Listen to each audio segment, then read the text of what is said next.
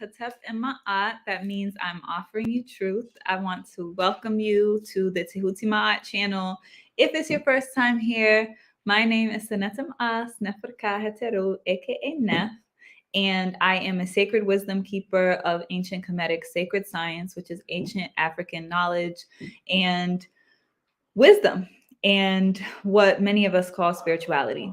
So this program today is going to be centered around interpreting and offering spiritual guidance based on ancient Kemetic science. All right, so based on ancient African symbolism and the origins of astrology, which I'll elaborate on it. If you're coming back, welcome back. All right, I'm glad to have you here. Usually I am on Tuesdays at 7. That's what the scheduled programming is for taboos.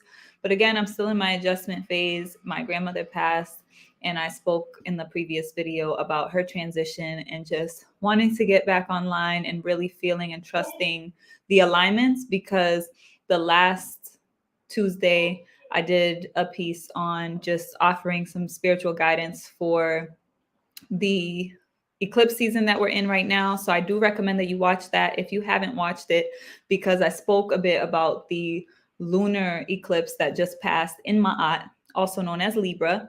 And today I'm going to centralize the conversation around the solar eclipse that's going to be taking place on April 8th, which is in Amun, also known as Aries, which is the Greek interpretation. Amun is the ancient African origins of Aries, right? So in ancient African tradition, when we look at the symbolism, they're not gods and goddesses in the way that the Greek tradition interprets it from a Eurocentric lens, but from an African-centered lens, we're looking at universal or cosmic principles and forces of nature, right? That are symbolized by various things or even personified.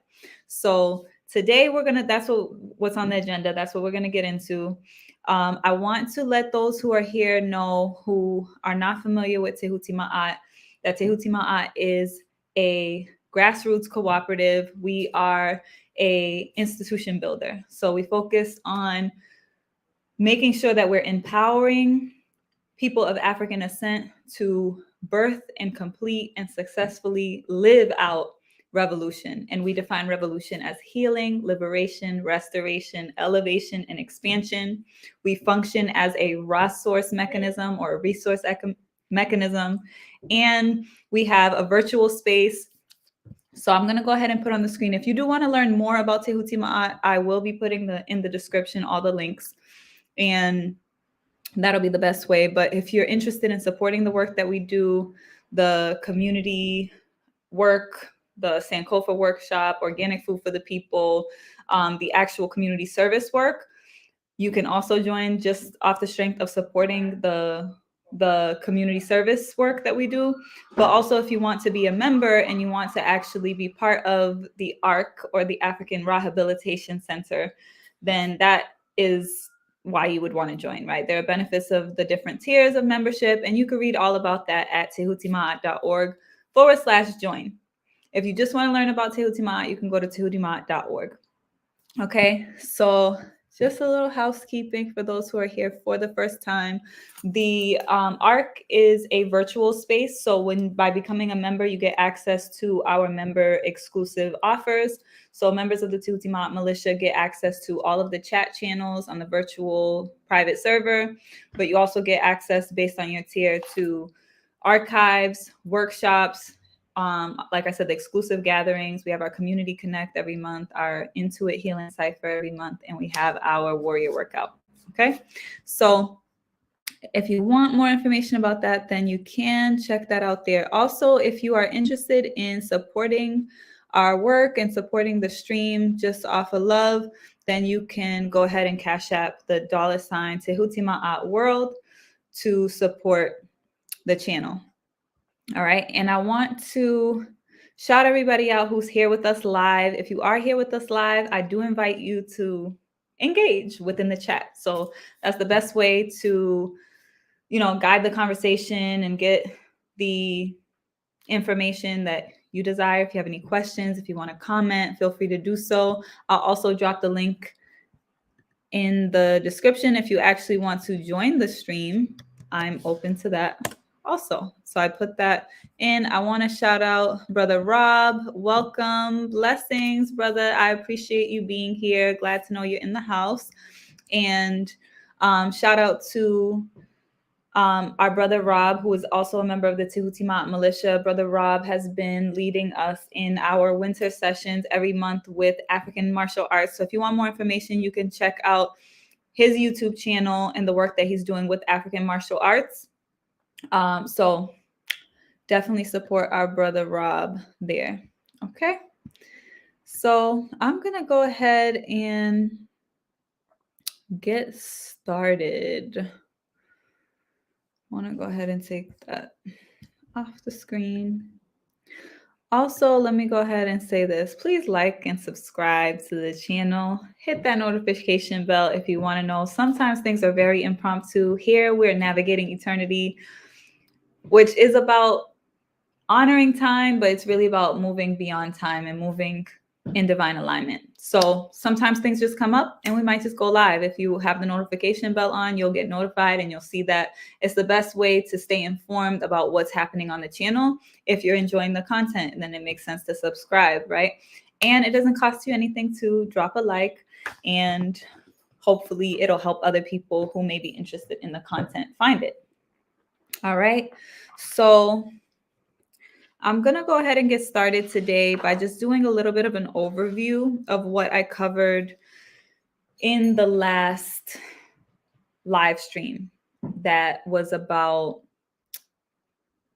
navigating the solar eclipse season, or excuse me, the eclipse season in general, right? I'm not going to go too deep into that, but essentially I was talking about more so the energy of Ma'at, and I shared 7 elements of the force of cosmic order or truth, justice, right?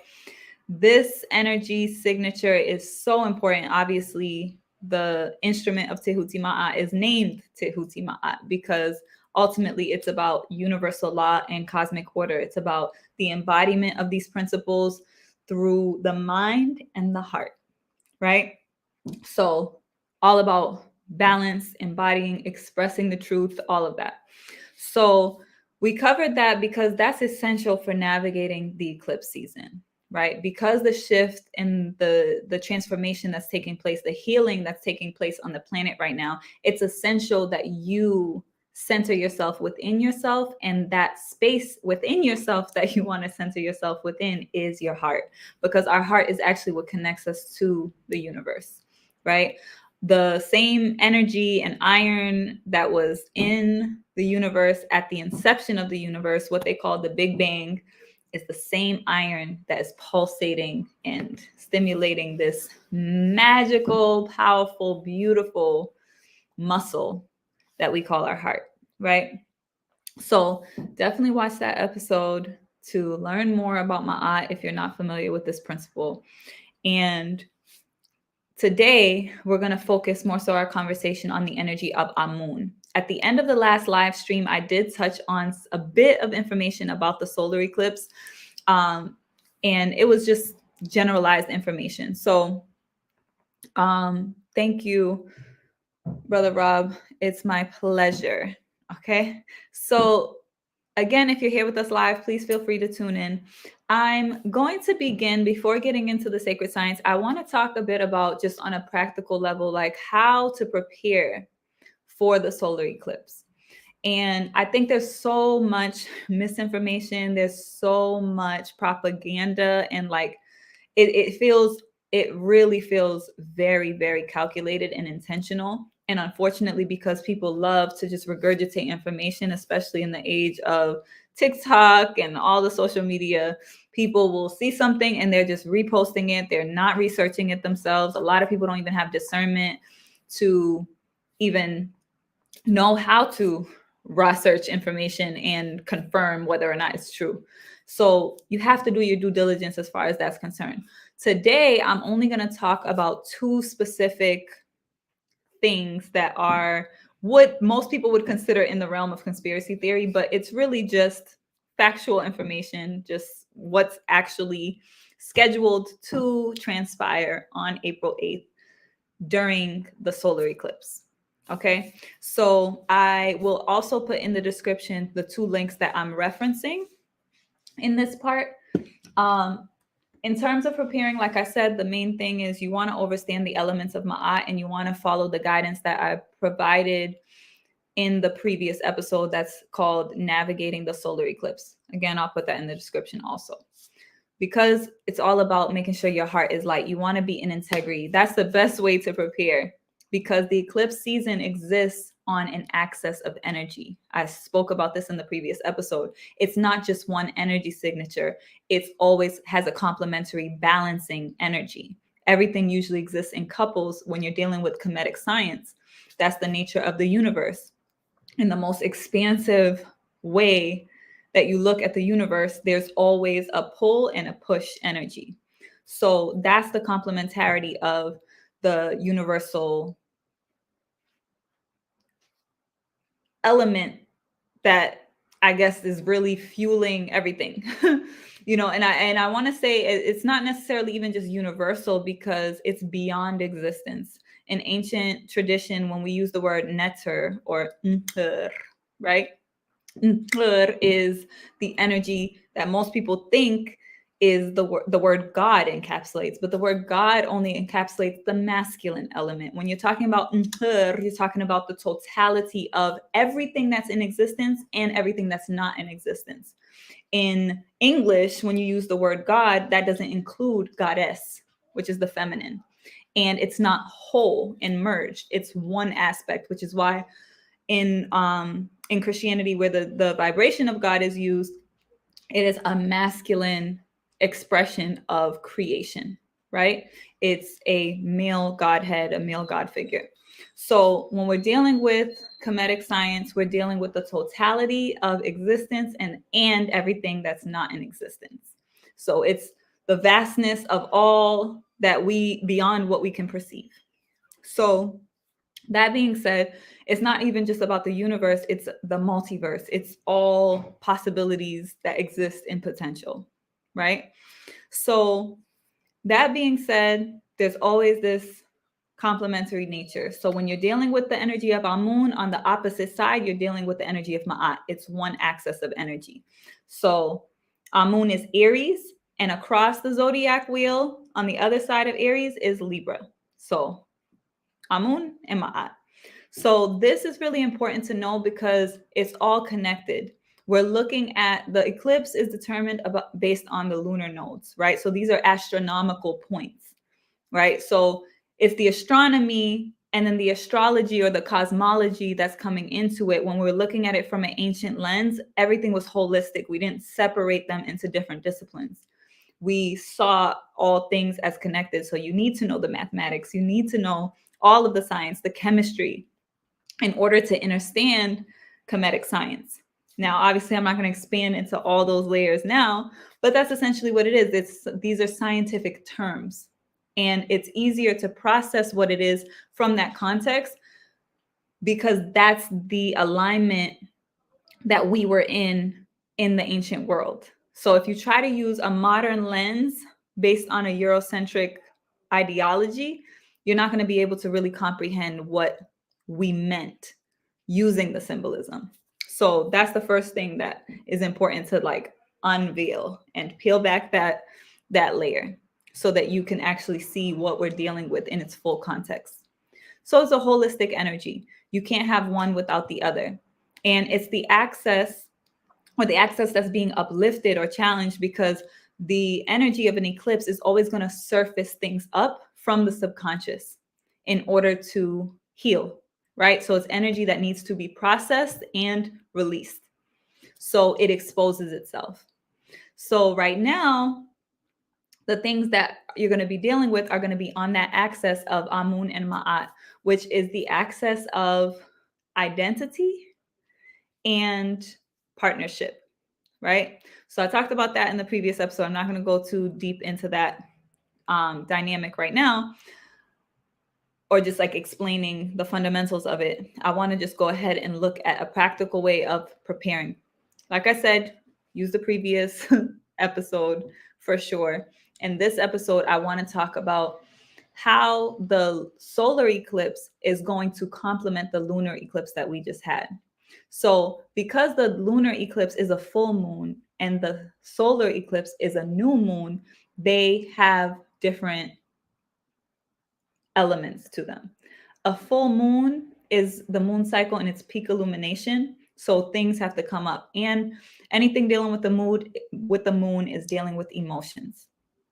When we're looking at a solar eclipse and we're dealing with a new moon where the moon is not visible in the sky because it's not able to actually reflect the light from the sun, a new moon is really about new beginnings.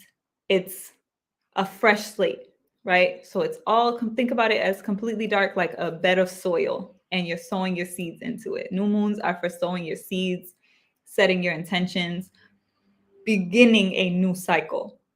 Whereas the full moon is the peak of an already accumulated cycle. So when we're looking at this solar eclipse that we're about to move into, it's really a big paradigm shifter, mainly because this is actually a rare full moon, a rare solar eclipse. The fact that it's going to be visible across the divided states is one thing that makes it special. You can actually see it and sense it, even if you're in different parts of the planet. The energy still exists and it's doing what it does energetically, but it's most potent and it's going to affect most where it is visible, because those are the people who psychologically or psychically will actually be impacted by the actual nature of the moon blocking out the sun, right? So in our ancient mythology, the eclipse was associated with the myth or the story of Apep and Ra. So Apep is the great serpent, the illustration of the ultimate enemy of Ra, the sun, right? So Ra, the sun, is the solar energy, it is the creative force. It symbolizes all things that are physically created, and it's the physical force of creation based on our sun that provides us a paradigm of order in our solar system, right? Everything revolves around the sun in our solar system. So when you're looking at Apep, the eclipse symbolizes Apep dominating Ra at a certain point where it looks like Ra is being defeated by his enemy, right?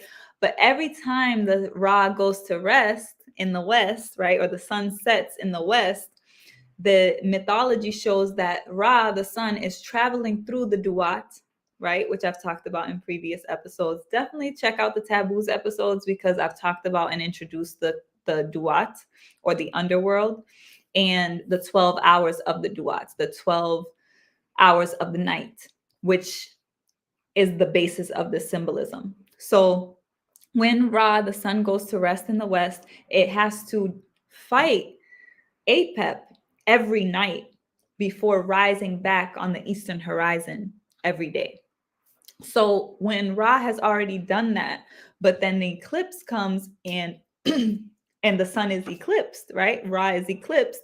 It shows a moment where Apep is actually winning that battle, right? So symbolically, obviously, you could see it as the kind of grotesque and dark evil forces, or forces of chaos, which is what Apep represents, having a period of dominance. So that's not anything to be afraid of, okay? This is why it was very important. Excuse me. Sorry. This is why it was very important for me to come on here, because a lot of that propaganda that I've been seeing is really fear-based. And I really wanted to allow myself the space to really sow the seed in this virtual space of empowerment, healing and illumination and love, because that fear is going to stifle a lot of people who don't come across this message. So I want to make sure that there's an equal amount of energy, or that I'm doing my part in putting the energy out so that we're not moving within ignorance and thinking that this energy, the eclipse, is something that's scary or negative because of our ignorance, right? Of not knowing. So I want us to be able to know what it means and symbolizes, and also how to best prepare and use this energy, because all energy is neutral. I talked about Ma'at because in Ma'at, you have to understand that everything is everything. There can be no positive without negative. There can be no light without dark.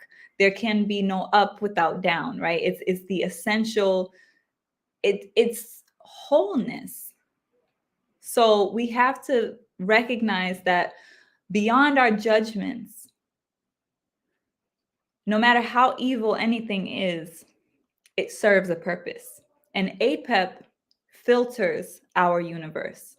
It is, think about whenever you pull out a filter that you've been using and it's just all the gunk and the nasty shit inside of the filter. That's what APEP is. It's filtering out these elements of chaos. So it's necessary.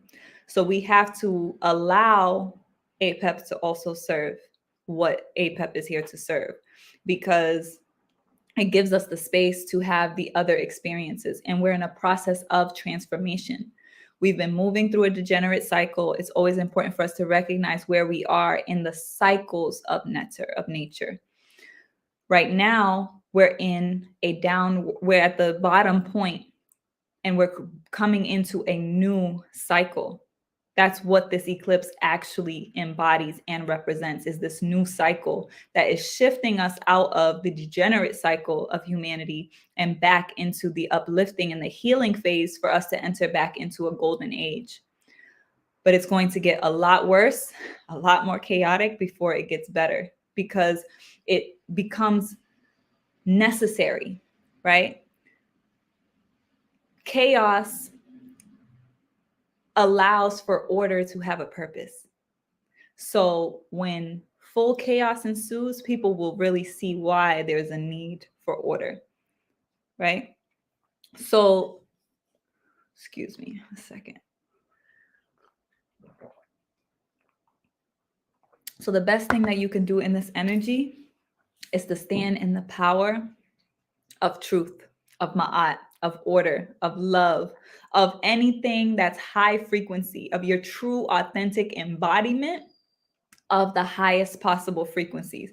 The best way that you can embody that is literally look at your body and see how you can tune your body and raise the frequency of your body. It's a great time right now to prepare for the solar eclipse by slowing, or what people call fasting, right? Not eating any foods, allowing your body to rest and prepare to rejuvenate, right? Because our body is just like this planet. Our body is the planet. It's a regenerative planet, right? So it's not, they can't destroy it. Try as they might. The planet is so powerful that it will go through its own cycle. And when its own cycle is complete, it will be. But we are a part of that. And right now, the planet is burning off the parasite that currently exists on the planet. APEP represents that parasite, that parasitic force, right? Although it does serve a purpose, it's not meant to be the dominant energy, right? Order is meant to be the dominant energy. And we see that in our solar system, right? So that being said, cycles have to run themselves. And the current stage we are in the cycle is all the way at the bottom, and then we're going to work our way back up to the top. And you want to support your body in regenerating itself. When we allow our bodies to rest by allowing our digestive system to rest, it can regenerate the cells. It can actually have the capacity to work on other areas of the body that it may not have the capacity to do when we're constantly eating. You could even do a dry fast and not even drink water, allow your kidneys to rest. The best thing you can do right now to prepare for the solar eclipse is strengthen your body, right? Raise the frequency of your body. Try to eat as alkaline as possible. Try to make sure that you're getting foods that are not treated with chemicals, and try to know where your food is coming from. Try to cook your own food, pray over your food, raise the frequency of your food. You have to just be connected with what is coming into your body and how you're treating your body. So the food is one aspect. You can also do supplements. You can do detoxes. Right now is a great time to detox. Fasting or slowing is, to me, the best stage to launch pad into detoxification, because you want to allow your body to rest and detoxify itself. And then you can come and support the body with the detoxing process with specific herbs and different things like that. You can do a colon cleanse. You can really just clear out any waste that's just been sitting in there. You can take something like Cascara Sagrada, which is a great herb that will help you clear out your colon. You can take different laxatives, or eat certain foods that are naturally laxatives. So this is something that I recommend because you're clearing out the energy. The higher your frequency, the higher the frequency of the energy you're going to be able to connect with. If you're existing in a very low, dense frequency, then the occurrences and the energies that take place with this solar eclipse, and remember, this has a 6 month to a year impact to fully unfold, because the north node of the moon, which is the direction that things are currently pulling us toward, is in the energy of Amun. Amun is symbolized by the ram. So when you have the north node in Amun, the new moon in Amun, and we also have Chiron, the asteroid, in Amun. These are the very specific elements of this particular solar eclipse that make it very unique. I'm going to elaborate a bit more on some of those other aspects and what that means. And I want to complete by the thought around regeneration. Oops. Sorry about that. The regenerating the body, supporting the body, fitness as well, strengthening the body, stretching the body, giving your body as much space to expand as you can. Okay, so it's not just about the food, it's also about how you're connecting with your body. Meditation, all of the things that you normally feel like and know are great things for you to do that you may not make the space to do. This is the time you want to do that, because this new moon solar eclipse has such potent clearing energy to start off this new cycle that whatever energy you're in, those are the seeds you're sowing. So this is the best time to move in your higher self, your highest self, the highest possible potential, because everything's in pure potential. And on the inverse of that, if you're operating in your lower self, then that's also what you're sowing. And that's what you're probably going to be dealing with the energies that begin to unfold. You might get stuck and trapped in paradigms of fear. There's a huge separation that's happening right now between the old paradigm that we're shifting out of and the new paradigm that's coming into being. You also want to take into consideration that we just had the equinox, right? When the sun entered into Amun initially, right? That is very significant. The sun entered into Amun on the 19th, which created the balance we call the equinox, equal day and equal night. As the sun entered or passed over the equator and officially we began a new year, a new astrological year, I want you to consider that there's a buffer from that point, March 19th, to the new moon that we're experiencing on the 8th of April. That buffer is very important because technically the new year really begins at the first new moon in the first zodiac sign of Amun or Aries. So it's very interesting because that buffer time is a period where a lot of different things come up, right? You want to observe and be clear, and it's like a grace period for you to evaluate the transition, right? So it's still a good window of releasing energy, even though Hatmi Hit or Pisces energy, as we're closing out the winter, gives us that clearing. you still get that nice little grace period between the equinox and the first new moon to officially begin the new year. So again, preparation, raising your frequency, doing all the things that put you in your highest self, getting really clear on what it is you want to create with your life moving forward. This is an essential element. This eclipse marks the beginning of a very powerful change that's going to happen on the planet, and specifically in the divided states where it is visible, also over parts of Canada and Mexico. Now, I mentioned how there was some misinformation going on, and they were basically showing the solar eclipse that had also been visible in the divided states in 2017. It had crossed in the opposite direction, and they were showing how it marked an X. And unfortunately, I was seeing so many different people sharing inaccurate information, saying that that X was over a certain part of the country that was not. The X actually was marked directly over Texas. In the middle of the divided states, at the very bottom, was where the two lines of visibility of the two solar eclipses actually layered on top of one another. So that is very important. I did send people to, or reference that you can use the Astronomical Society as a valid raw source of information, and not just go off of what you see and people share on YouTube and TikTok, because it's inaccurate. Obviously, there's NASA. Now, I wanted to reference something else that NASA is doing on this solar eclipse, and I'll put a link to this article directly from NASA's website. So it's science.nasa.gov, but this article is called "NASA to Launch Sounding Rockets into Moon's Shadow During Solar Eclipse." So they're saying that launching these rockets, these 3 rockets, into the eclipse because they want to see the effect that the instant, or the not instant, but like the diminishing light during the solar eclipse has on the atmosphere, and all the reasons why scientifically it's brilliant and all the things we need to do. Now, what's interesting about it is what the program is called. The program is called the Atmospheric Perturbations Around Eclipse Path. The Atmospheric Perturbations Around Eclipse Path. They put in parentheses APEP. APEP. Okay?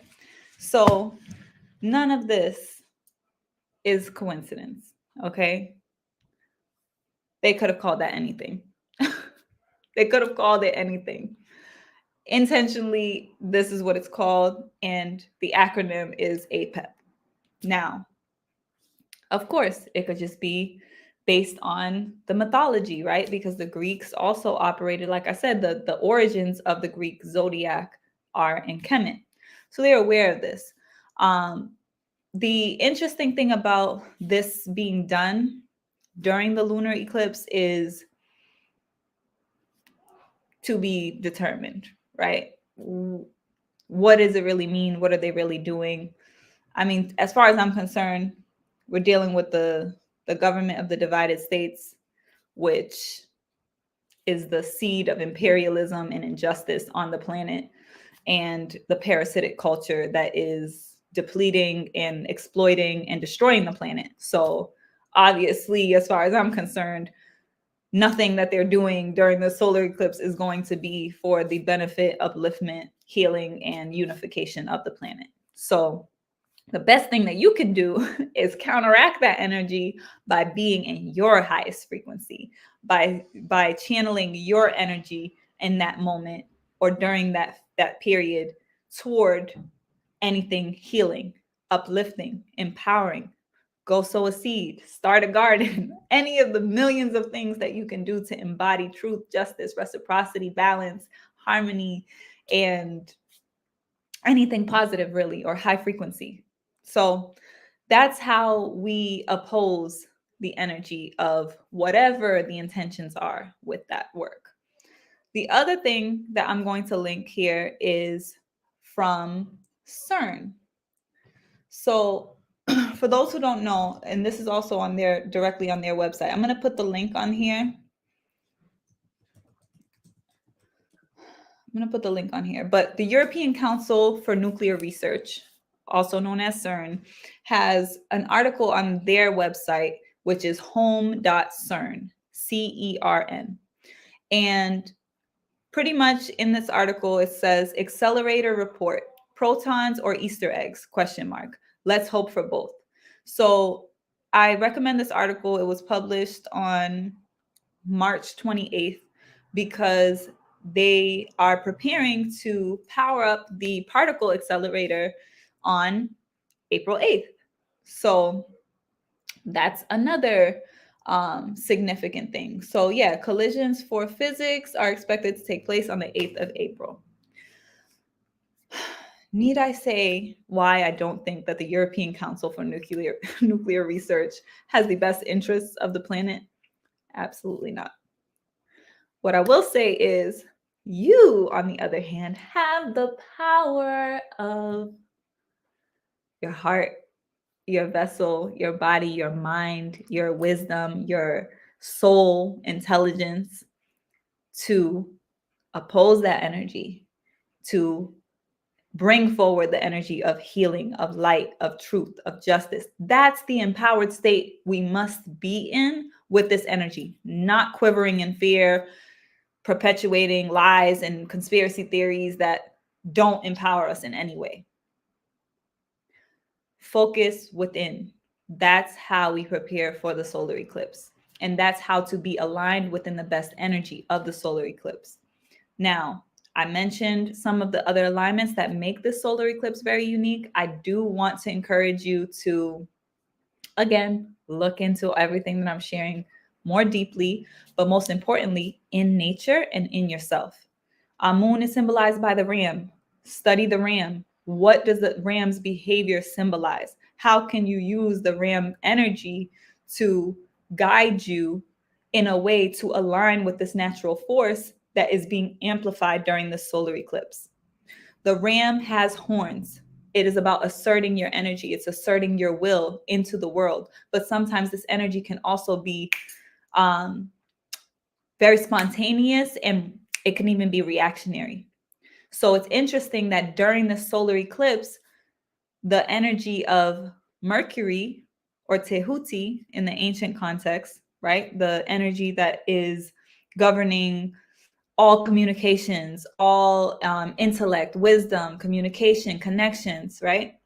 Is going to be retrograde, meaning there's an optical illusion from our planet where the planet appears to be moving backwards in the sign of Amun. So it appears to be moving backwards through the constellation of Amun. Very interesting because it supports us in being more reflection oriented in our communication and connections, our speech, in our thinking, right? So instead of just driving forward with that Amun energy, because I can only imagine that would be very volatile right now. Instead, what it supports us in is reflecting, thinking before we speak, thinking through our thoughts, taking our time, going back, like backtracking on what we've been thinking and what has been happening and the connections and the communications that we've had since Tehuti first entered Amun, which was about March 9th. So it's a reflectionary period. The energy is going to be moving back and then it's going to go forward. So it's going to be almost like a triple overlay of certain themes around communication, expression, and connection, and thinking, thoughts, information, knowledge during this window of time as well. Tehuti is going to be retrograde in Amun until the 25th of April, I believe. So well after the solar eclipse. But remember, the solar eclipse takes place on that day, but that energy continues to linger, and it's going to be unfolding over the next revolution, the next year. So another alignment to take into consideration is Chiron. Chiron is an asteroid. In the Greek mythology, it is the centaur. Even when you look at the Kemetic science, based on what I personally saw at the Temple of Dendera, the Temple of Heteru in Dendera in modern day Egypt, right? In Kemet, when you go to that Kemetic temple, you actually do see centaurs depicted, and all of the Greek, the symbolism that the Greek used in the zodiac. So that's why I say it has its Kemetic origin. Now, part of the temple, a particular room that had the 26,000 year calendar, was actually removed and brought to Paris and is in the Louvre, in the museum in Paris. However, all of the other depictions are still painted on the wall beautifully in this very bright blue. I highly recommend that you look it up because it's so beautiful to see. That being said, this symbolism with the centaur also has Kemetic roots. However, I'm going to speak on it from the Greek interpretation, right? So the centaur Chiron is known as the wounded healer in many contexts. So it's the energy of this pain that cannot be healed, but it's a wound that we can turn into wisdom. And it's necessary for us to use that pain or that wound in order to heal and support others in healing. So the thing about Chiron is Chiron also is the spirit of rejection, because Chiron was both human and God, or immortal and mortal. And it was interesting because Chiron received a deadly wound but could not die, right? Because Chiron was part human and part horse. Now, in the mythology, Chiron was also conceived through a grape, unwanted sexual relationship that created his birth. So Saturn, who's the father of Chiron, raped his mother, the nymph, and she gives birth to him.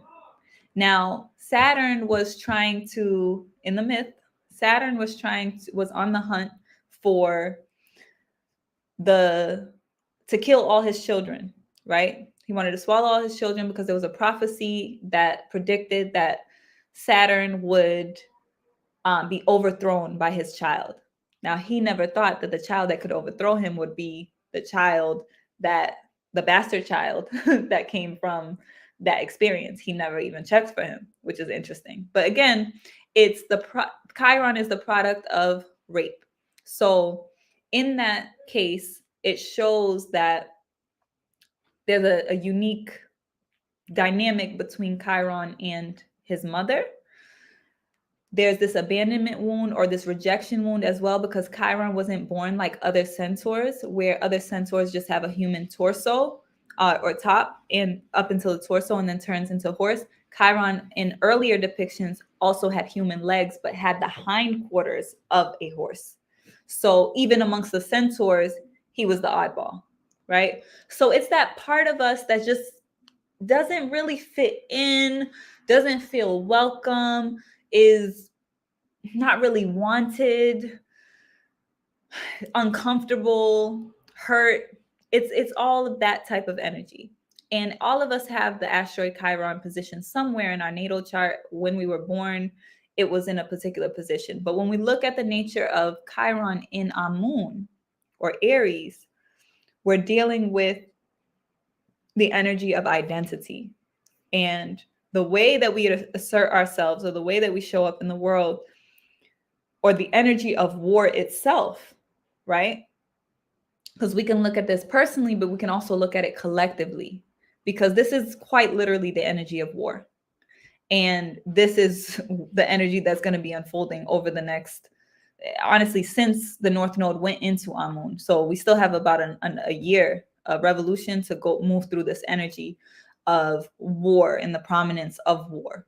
So these are all things that are very important to take into consideration. And in terms of preparing, being self-aware, this is a great time to journal. This is a great time to be aware of what are the parts of myself that do feel rejected, that I reject within myself. What are the parts of myself that make me unique or feel like I'm an oddball? How can I look at my pain and turn it into power? How can I use my wounds for wisdom and create healing from that, right? That's how we can look at it. And we're most empowered in the personal sense, but we're part of a collective. So what we do personally is great, but we also want to be prepared for what's happening within the collective field. Protect your psyche, protect your mind, focus within, but also be prepared for whatever happens and changes. This is an important time to prepare for adaptability. You have to prepare to move on a whim. Remember, Amun energy is spontaneous. It's the spark of fire. It'll burn quick, right? And you got to be ready, right? So anything around being more agile, more adaptable, those are all things that can prepare you for whatever unfolds within this energy influence, okay? So that can show up in a lot of different ways. I also want to shout out Heart of Inspiration. This is so helpful. Thank you so much for doing this. Thank you. I appreciate you for sharing that. And I'm glad that you're here. And they're firing up CERN again. Yes, I'm glad I covered that too. They need to stop playing.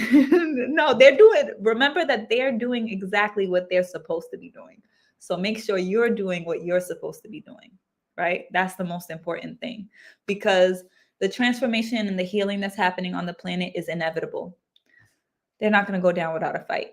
So we as warriors need to be ready for war, right? That's what the energy is all about. So for Tehuti Ma'at, we see ourselves as a community of spiritual warriors. Spiritual warriors are embodied leaders. It's not, we're moving out of the paradigm of do as I say, not as I do. We're moving out of the paradigm of corruption and corrupt leadership and parasitic power, right? We're moving into the space of embodied leadership, where we embody what it is that we say and we teach. We embody what it looks like to move, to you cannot lead where you haven't gone, right? So we have to get there first. We have to be it. We have to model it. That is essentially what spiritual warriorship is to actually war in the spiritual realm and understand that this is a spiritual war, and to be wielding the higher frequencies to bring order to the planet, right? So if that feels like you and you want to connect with a community of spiritual warriors and prioritize your self-development, your personal development, and your collective responsibility simultaneously, then I do invite you to join Tehuti Ma'at. I'm going to go ahead and put that on the screen again. And then I want to ask if you want to ask any questions right now, please feel free to ask. So thank you. And Heart of Inspiration. Absolutely. You know, I'm just kidding. Yes, I know we got this. We just have to remember that we're on the winning team. And we also have to amplify that vibration. So if you have a platform, if you have a voice, you should definitely share not the fear narrative, but the empowering narrative. If you are around people, family, friends, this topic is coming up. I heard my mom talking about, oh, this eclipse, they're saying that da da da da. I was just like, wow, this propaganda is really pervasive if my mother is talking about it. So it's a topic of conversation right now. Try to be the light and be the one that illuminates to people the fact that within the darkness of the subconscious and all the unknowns and the possibilities, we don't have to exist in fear. There's so much beauty and potential, and you can only birth light within the darkness, right? Our cosmos is dark and the womb space is dark. We all come from the darkness and we all return back to the darkness. So just uplifting and shining that in every way possible, but most importantly, through your own embodiment of the higher frequencies, right? So I am just going to give a moment if anyone has any particular questions. Let me look at my notes and see if there's anything that I wanted to add here.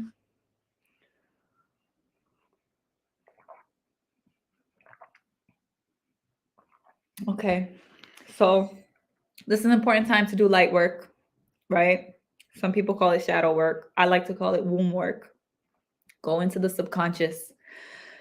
Everything's coming up anyway. So just intentionally make the space to go into the parts of yourself that you usually don't want to deal with or see, because they're coming up anyway. Circumstances and situations happen in life during eclipse season that make you have to contend with the parts of yourself that you don't want to look at, but that you're ready to look at.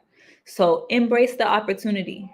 Don't look at it as a problem, or as Mama Joy would say, look at it as an asset, not a deficit, so that you can use it. And that's essentially what the energy of Chiron with this eclipse energy is going to uplift.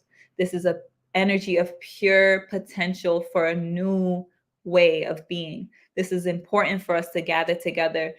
If you can, in groups, if you're going to watch the solar eclipse, like envision and actually assert what it is you want to see in the world. What does that healing look like? What does that liberation look like? What does that transformation look like? What do you want to see in your own life? And that's the power of this energy. You can actually use it, but don't turn away from it. Don't shy away from it because of fear. Because that's another thing that I've been seeing is just like, oh, don't be around the solar eclipse, or don't look at the solar eclipse, or whatever that may be.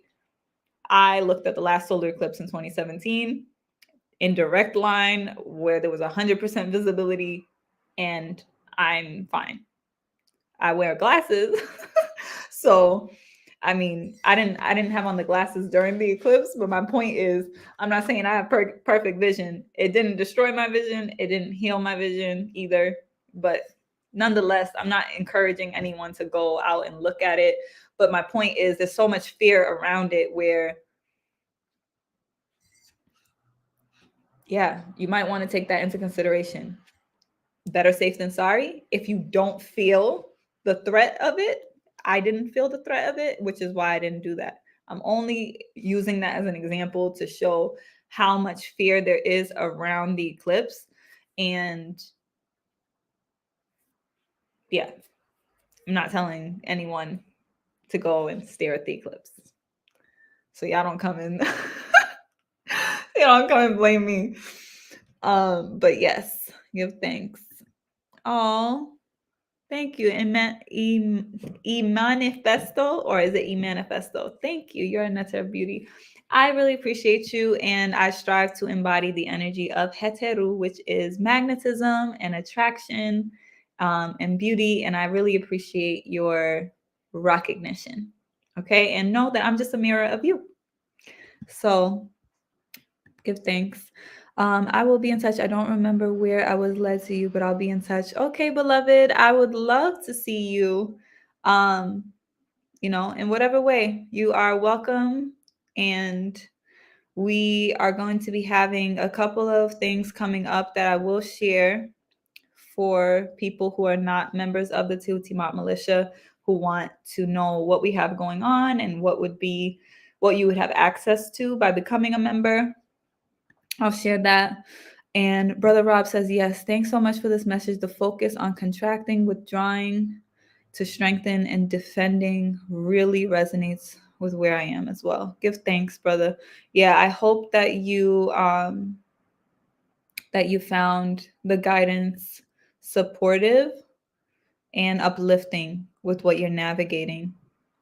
And blessings, Sister Simone. Yes, I'm so glad you made it. You can always watch back the replay, but I'm glad you're here. If you have any questions before we close out, please put them in the chat. Shout out to Sister Simone. She's also a member of the Tehuti Ma'at Militia. So what we have going on, I love these earrings. So for those who don't know, I made these earrings.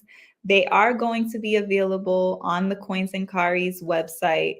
If you're not familiar with Coins and Karis, so Tehuti Ma'at, when I say we're an institution builder, our goal is to work together to create cooperative business ventures to fund the revolutionary work that we're doing, right? The community service work. So one of those institutions that we've created is Coins and Karis, which is I'll put it on the screen. You can go to coinsandkaris.com. It is our spiritual marketplace where we offer spiritual goods and services. So one of the services that I offer are my oracle readings, as well as my spiritual coaching consultations. So if you're interested in that, you can also check it out in there. When I do the oracle readings, I also offer a snapshot of your natal chart and use that in the reading. So when you get the recording, you'll have more insight beyond just the message of the cards and whatever I channel through as the oracle for the message guiding you into yourself. So that being said, check out coinsandcards.com. These earrings will be on there soon. They're all handmade. I actually get the feathers from my uncle's peacocks, and I will have a few more in there, and then they have like the volcanic rock here. So yeah, I just wanted to shout myself out there for that. And what else was I gonna say? Okay, what do we have going on for April? So by joining the Tehuti Ma'at Militia, you get the monthly report. So every month we put out a report. So you'll get the April report. We also just entered a Mercury or Tehuti retrograde cycle. So you'll also get linked in there or as a separate email, the retrograde guide if you are at the Empire rank. I think for this new year season, I'm going to make the retrograde guide available to everybody in the militia, even if you're at the Kingdom rank, because I think it's a very significant retrograde cycle that I want to make sure everyone feels supported in. So you'll get the retrograde guide. It has some writing prompts in there, and it speaks about the energy and the interpretation of the energy and how to navigate it. You'll also get, like I said, the April report, which has the calendar and all the things that are on the calendar for the season, right? Or excuse me, for the month. So that moon cycle will be elaborated, the spiritual guidance about that, any links to different streams and things that are going on. But you also get to be a part of the Intuit healing ciphers. So we do our healing ciphers every month, and we try to align it closest to the new moon. This moon cycle, we're going to do the Intuit cipher on the 13th. And the theme is going to be us processing the emotions and the things that are coming up around this solar eclipse. So because it takes place right after the solar eclipse, it'll be a great space to unpack and really heal. It's what I like to call ritual therapy. So it's a healing circle, right? And you just come as you are and you just show up full, and you have the vulnerability to really just release and be witnessed and supported. And we all reflect that in one another. And it's such a beautiful experience. It's one of my most proud creations within Tehuti Ma'at is this space, because I've seen the power of the space and the healing that so many people have been able to come to and liberate themselves within that space. So that's the healing cipher. We also have our Community Connect, which is going to be the last Saturday of the month. And we have our Warrior Workout, which is the last Sunday of the month. I'm also going to soon, I believe in May, we'll see, I'm going to start doing Smai Tawi, which is the African origins of yoga, and doing those sessions also as warrior workouts also. So thinking about doing that every Sunday, and offering that to those who are members of the militia. So if you're interested in joining the Tehuti Ma'at Militia, our membership program supports all of the community service work that we do, including Tehuti Ma'at Community Garden. If you are based in New York City and you want to go to Brooklyn, we have a community garden, Tehuti Ma'at Garden, that has been there operating as the primary base of our Organic Food for the People initiative that's been going for almost 9 years strong now, transforming that garden, the empty lot, into an urban farm. And we're continuing to expand and move into the vision of that program to really make sure that organic, healthy, clean foods are available to our people. The other thing, the thing that I wanted to say specifically about Tehuti Ma'at is on the 7th, the day before the solar eclipse, Sunday, we're having a stone path paving workshop. So if you are in Brooklyn and you want to go to that, then please stay tuned for that. So you can follow us on Instagram. I'm going to get back active on the Instagram since I'm the main one managing the Instagram page. And since my grandmother's transition, I've really had to, just incubate and protect my energy. So I haven't been online, but I'm going to definitely post on to the Tehuti Ma'at, the workshop, and details about the workshop as well. So definitely follow us on IG. You can also, let me go ahead and put, if you want more information, you can also email us at grow@tehutimaat.org, or you can even text us at 646-883-MAAT if you have any questions about anything, about membership, about the workshop at the garden, the upcoming events and gatherings. Again, right now we're still doing militia exclusive gatherings. Sometimes we'll be doing workshops and classes that you can actually book on Eventbrite. But again, for now, that's what's on the agenda, on the calendar, and available in the April report for Tehuti Ma'at members. Okay, so again, thank you for your presence. Thank you for your existence. Please make sure that you honor yourself, that you love yourself, that you give yourself grace and compassion during this time. Please, grace, grace, grace. Give yourself grace. The more grace you give to yourself, the more grace you can give to others. The more compassion you give to yourself right now, the more compassion you can offer others. And we need it right now. We're going through a major healing during eclipse season. A lot of ugliness comes out, and don't be attached to it. It's really important to just allow yourself to be a vessel for things to move through you. That's why we're here, right? It's a healing process, and we are part of the planet. So don't attach yourself so much. Sometimes it's really important for us to just focus more on the cosmic, overarching truth, so that we're not so attached to the physical, material elements of our experience.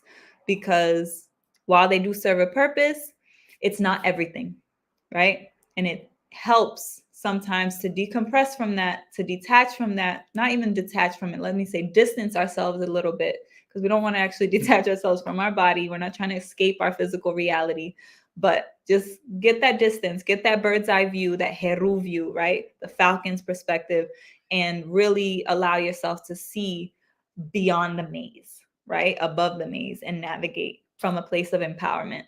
All right. So those are my final words. Thank you again for being here. I will see you next Tuesday, prayerfully, 7 p.m. Eastern time. And I hope to see you on the inside of Tehuti Ma'at. All right. Power.